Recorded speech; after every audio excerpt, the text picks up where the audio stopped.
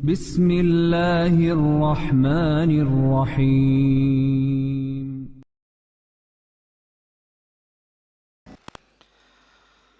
Bismillahirrahmanirrahim. Assalamualaikum warahmatullahi wabarakatuh. Alhamdulillah wassalatu wassalamu ala rasulillah wa ala alihi wa sahbihi wa mawalah wa la hawla wa la quwata illa billahi wa ba'du. Alhamdulillah, segala puja dan puji hanya milik Allah subhanahu wa ta'ala. Di malam hari ini kembali kita bisa duduk untuk bertalabul ilmi lewat media Humairah Channel.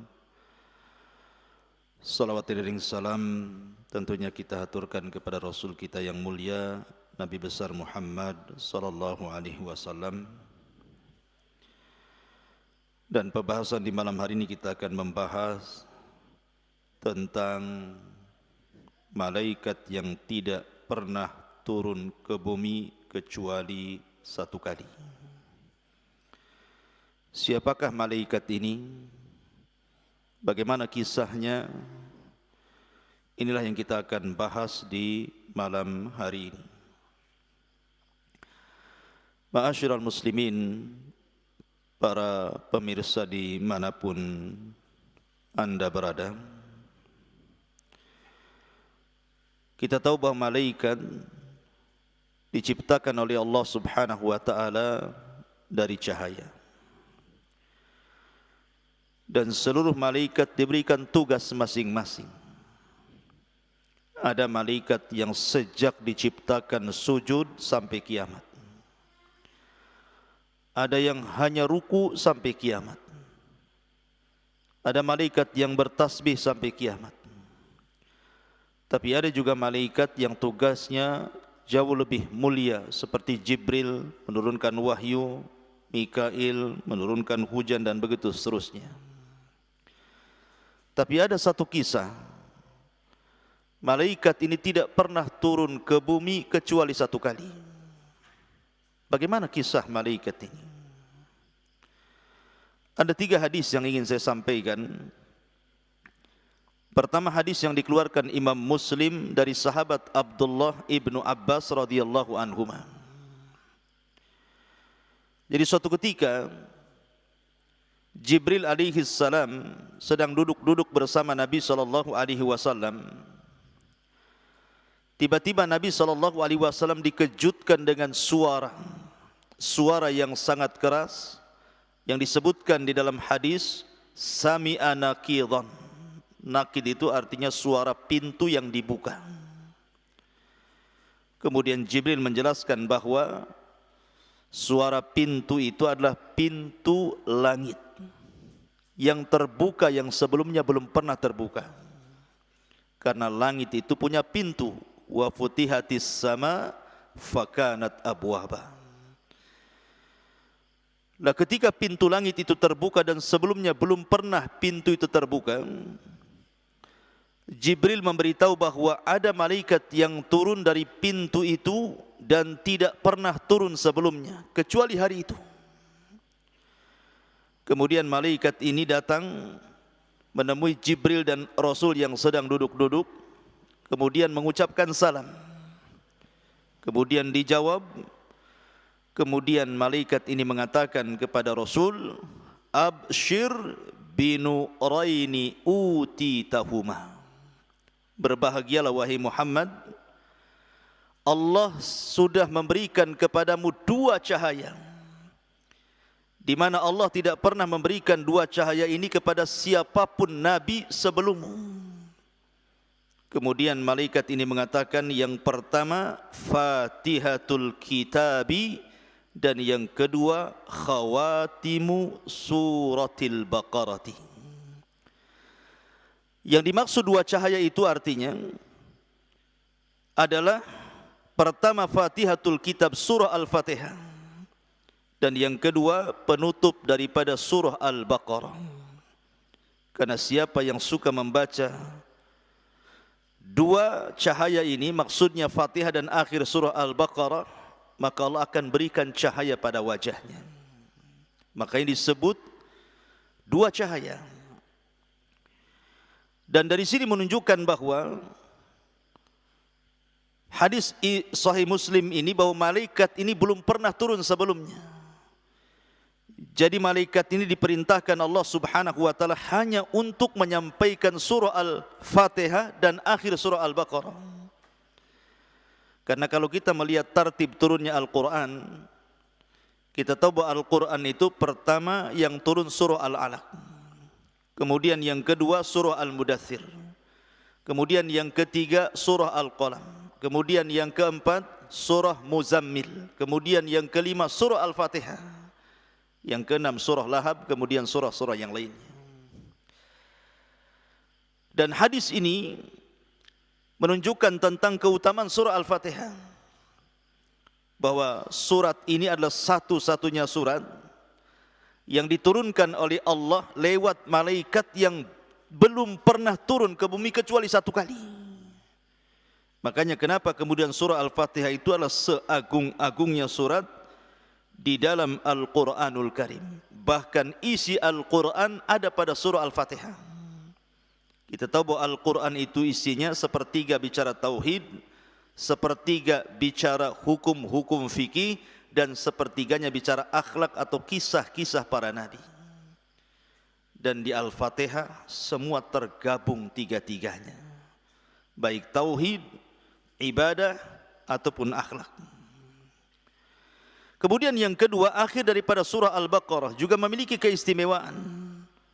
Karena siapa yang membaca akhir daripada surah Al-Baqarah setelah qiyamul lail dan witir, maka Allah akan jaga dari setiap keburukan. Ini hadis yang pertama. Hadis yang kedua adalah hadis Hudzaifah ibn Yaman radhiyallahu an, yang diriwayatkan oleh Imam Tirmidzi, Ibnu Hibban, Ahmad dan juga At-Tabrani, menceritakan tentang kisah Hudzaifah ibn Yaman yang ikut salat maghrib bersama Nabi.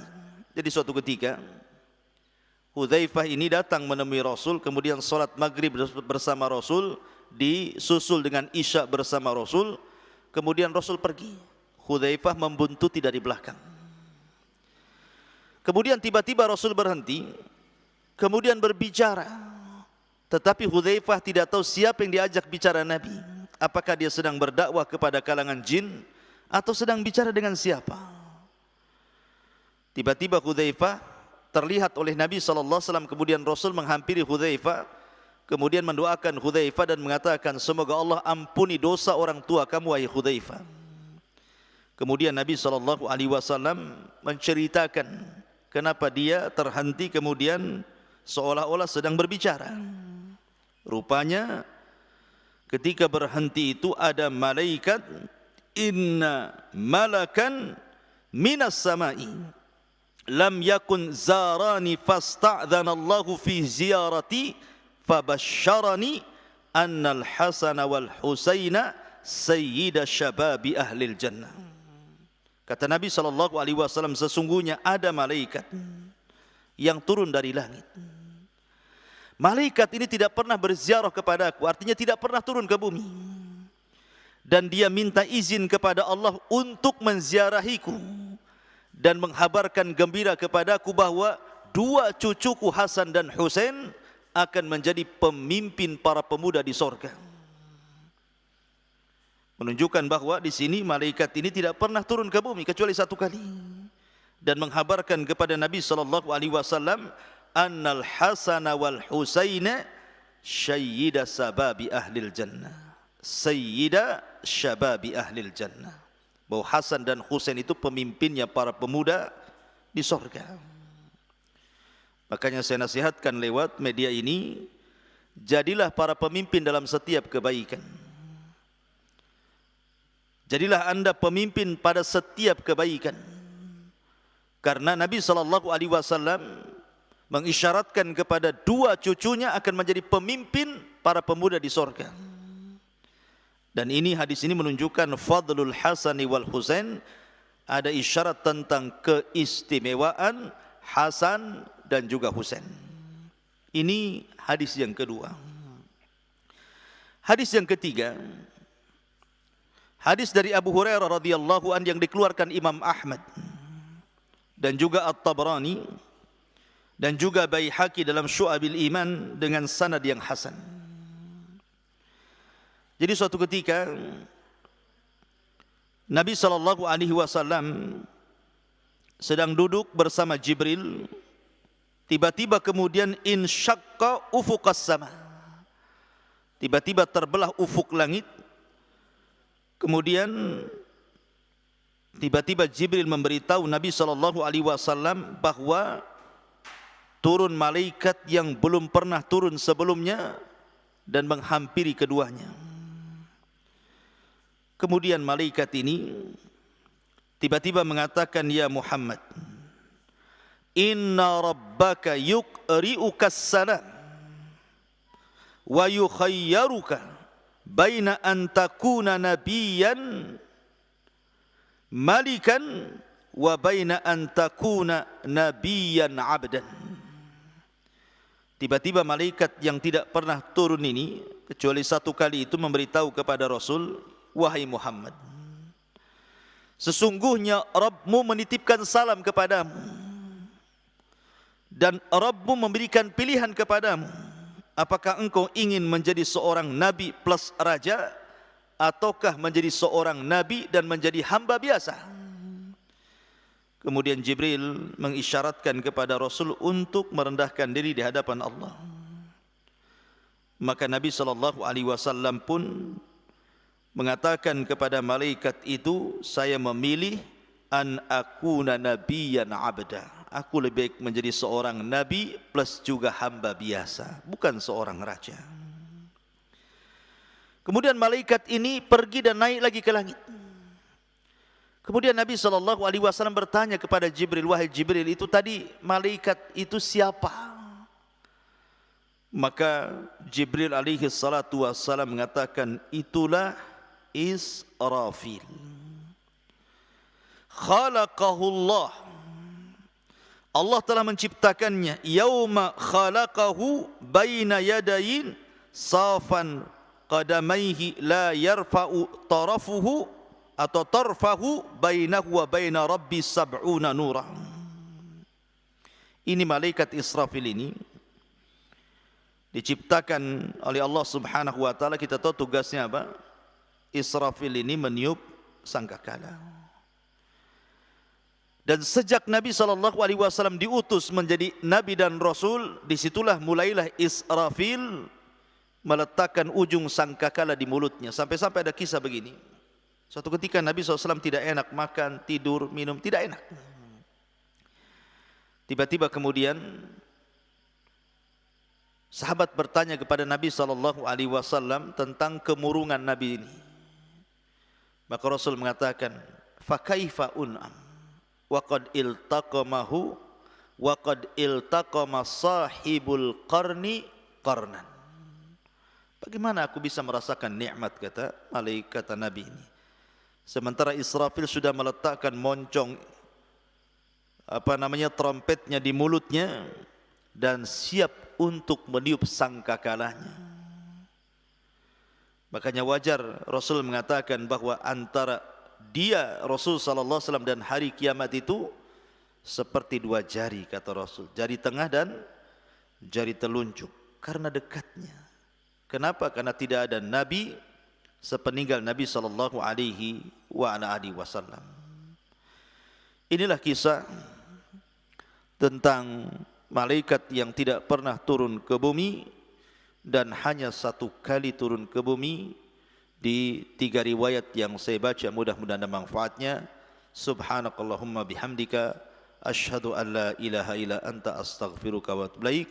Allahu ta'ala a'lam. Assalamualaikum warahmatullahi wabarakatuh.